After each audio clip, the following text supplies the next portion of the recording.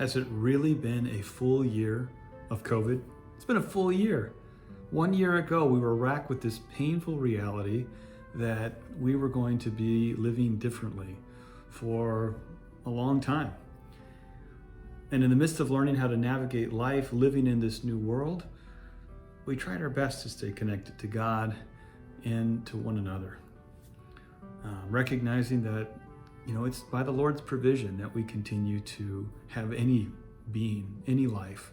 We recognize just how vulnerable we were and how much we need the Lord's provision in this time, how much we need God's grace. And we learned that being connected to one another was vital, that living in isolation and being apart from one another wasn't healthy, wasn't the way we were meant to live, that we need each other to walk together in times of isolation and fear. And so I hope that this past year, as we reflect together, that God has carried you through this period of life, that the church continues to pray, be a praying church for one another, and to be reminded that we walk together in faith with Jesus as our guide. Just the pandemic, though, that we dealt with this past year, it sort of spiraled into other things on top of other things, right? We dealt with this historic winter freeze, which led to our own church building being flooded and is currently being renovated. And I know that in conversation with plenty of you that you've had things on top of all of this, the things that are going on in our society that you've dealt with, your own personal trials and tribulations. And we haven't had our traditional means of comforting one another and gathering in community to alleviate that pain that we experience. I'm reminded of the story of Jesus when the disciples are on the boat and the big storm comes. And when the storm comes, it rocks the boat. Their boat is literally sinking. They're worried about drowning, and they're panicking, these disciples. And so they go down and they find Jesus, and what is he doing? He's sleeping. He's sleeping, of all things. He must have been a deep sleeper. It's a strange story. How could you even be sleeping when the boat, these small boats being tossed and turned? And so eventually they wake him up. He calms the storm, and he asks his disciples, he says, "Why were you so afraid?" I think it's probably more reasonable to ask the opposite question. Of course they were afraid. Why wasn't Jesus afraid in this time? The natural reaction is to be afraid when a ship is sinking at sea.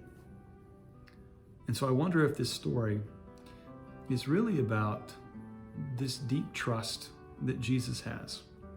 This deep trust that Jesus has in God. No matter what, God is going to prevail. Could we sleep calmly through the night, even when the storms of life rage on? Could we have that sense of peace that Jesus has? And so by the end of that story, the disciples sort of sit there amazed that the storm has stopped. Jesus commanded the storm to stop, and that he's asked them about, where's your faith in the midst of this? They're amazed. I wonder if that's our call as the church, to reframe that understanding. I believe that that's what it means to be a follower of Jesus. Seeing the world in a different way, despite the reality of the storms and the precariousness of life that we find ourselves in. This past year is about as stormy as it gets. And we discovered new ways to do ministry. We found that vision. Online worship, right? Parking lot gatherings in cars where we can be together. Zoom meetings and Bible studies and virtual vacation Bible school. I've been amazed at the innovation that God has granted to the church, to you, in thinking through how to do this in a different way. God has truly given us this creative spirit to do this work together, despite the storm, despite the challenges. We have people continuing to work and to serve. Just this past week, I heard that 18 new plastic mats were sent to Steve's Pantry at Green United Methodist and distributed to the homeless. That was our folks sharing that. That was your gifts. Thanks be to God. Our endowment committee has recently awarded $5,000 to a brand new First Footing homeless shelter here in the community in New Braunfels. We get to take part of that and to support it and to bless it. So timely, especially when that winter freeze came. I continue to hear stories of folks in the congregation who serve and drop meals off with Meals on Wheels, who serve at the food bank, the New Braunfels Food Bank, the SOS Food Bank.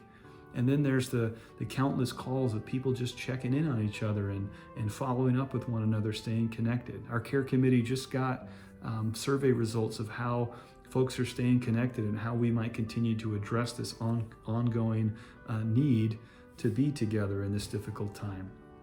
Our Stephen ministers continue to follow up with their care receivers and for those facing long-term crises. We continue to provide that service. And if you're in a long-term crisis, we kind of all are, know that we still have these ministries that are alive and well, and we have caring people that want to walk with you.